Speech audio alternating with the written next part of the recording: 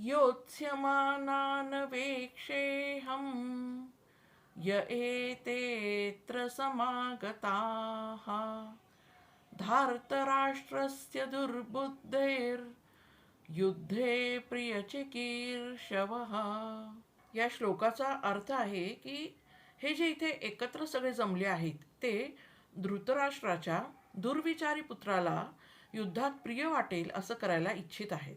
असे जे युद्ध करण्यास उत्सुक आहेत त्यांचं मी निरीक्षण करणार आहे. काय बोध मिळतो बरं? तर नीती अनितीचं भान ठेवा. अर्जुन स्पष्टपणे म्हणतो की याचा अर्थ असा की जेव्हा आपण चुकीच्या लोकांच्या बाजूने उभं राहतो तेव्हा आपली बुद्धीही भ्रष्ट होते. मग आपण यातून काय बोध घ्यावा? तर चुकीच्या मूल्यांवर आधारित माणसांच्या मागे जाऊ नये. त्यांच्या प्रभावाखाली आपली नीती भ्रष्ट होऊ शकते. अर्जुन युद्ध सुरू करण्याआधी सगळ्यांना पाहू इच्छितो. म्हणजेच तो आधी परिस्थिती समजून घ्यायला तयार आहे. दैनंदिन जीवनातही आपल्याला हा मोठा विचार केला पाहिजे की कोणत्याही संघर्षाच्या आधी थांबून विचारपूर्वक निरीक्षण करणं फार महत्त्वाचं असतं. तत्काळ प्रतिक्रिया न देता संयम ठेवा. पुढे जर सांगायचं झालं तर अर्जुन हे पाहू इच्छितो की कोणते लोक दुर्योधनाला प्रसन्न करायच्या हेतूने आले आहेत. त्यांना युद्धाचा हेतू काय आहे त्यांचा?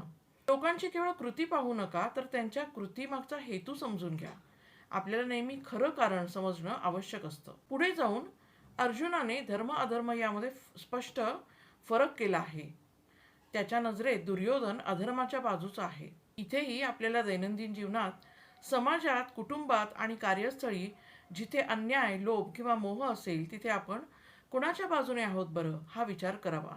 धर्म म्हणजे सत्य, न्याय आणि करुणा, त्याच्या बाजूने उभं राहणं हेच खरं कर्म होय. या श्लोकातून अर्जुनाकडून आपल्याला शिकायला मिळतं की आपण कोणत्या हेतूने काही करतो आणि कोणासाठी करतो हे महत्त्वाचं आहे.